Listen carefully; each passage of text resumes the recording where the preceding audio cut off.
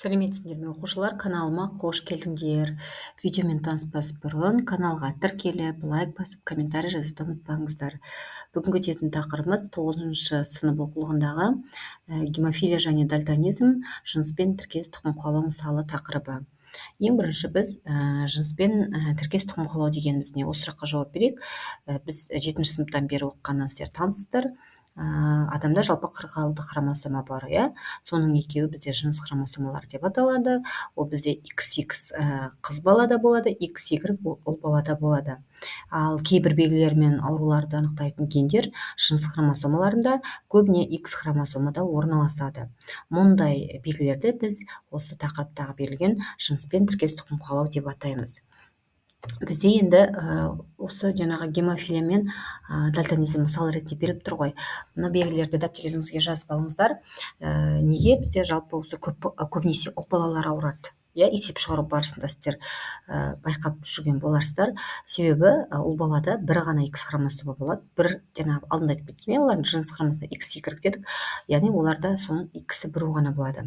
Егер сол X-та ауру гені болса, ауру міндетті түрде оларда көрінетін болады. Ал қыз балада жаңағы айтып кеттім, оларда XX болады. Біреуі ауру, екіншісі сау болса, яғни ауру көрінбейді. Бірақ та ол міндетті түрде тасымалдаушы болып табылады. Енді дальтонизм деген ауруға тоқталайық. Жаңа таңбалануын жазып қойдыңыздар. Бұл түстерді ажырата алмайтын ауру, яғни адамдар, яғни кейбір түстерді ажырата алмайды, соның ішінде қызыл мен жасыл түстерді ажырата алмайтын болады. Бұл аурудың ерекшелігіне келетін болсақ, яғни ген X хромосомада орналасады, яғни рецессивті белгі болып табылады. Бұл ауру қалай тұқым қуалайды деген сұраққа жауап беретін болсақ, анасы тасымалдаушысы болса, егерде онда дальтонизм көрінуі мүмкін. Қыздар көбіне тасымалдаушы, бірақ сирек ауыратын болады. Мысал айтатын болсақ, анасы сау, яғни бірақ тасымалдаушы. Мысалы айтамыз, X үлкенді дейміз, таңбадан оқығаныңыздар, яғни X кішіді болады. Әкесі сау болса, X үлкенді, Y. Яғни бұларда, яғни нәтижесінде қандай бала болу ықтималдығы бар? Ұл бала дальтоник болу ықтималдығы болады. Қыз балалары көбінесе сау болады, бірақ олар тасымалдаушы болып келеді. Қорытындылайтын болсақ, яғни дальтонизм бұл көбінесе ұл балаларда жиі кездесетін ауру деп айтамыз.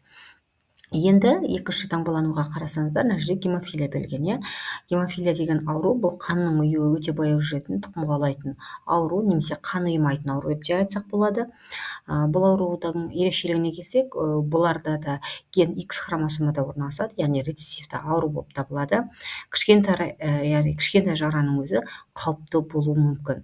Бұл ауру қалай тұқым қуалайды? Ауру генін көбінесе анасы береді. Бұл ауруда ұл балаларда да бұл ауру жиі байқалады. Егерде мысалы есеп барысында анасы тасымалдаушы, әкесі сау болса, ұл бала гемофилиямен ауыру мүмкін, ықтималдығы жоғары, ал қыз балалар тасымалдаушы болып табылады.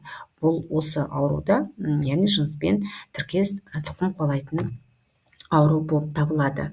Енді біз жаңағы айтқанымызды қайталайтын болсақ, осы дальтонизм, яғни қай хромосомада десек, гемофилия екеуі де X хромосомада болады. Кімдер жиі ауырады десек, яғни екеуінде де ұл балалар жиі ауырады деген қорытындыға келеміз. Яғни жыныспен тіркес тұқым қуалауда ген X хромосомада болады.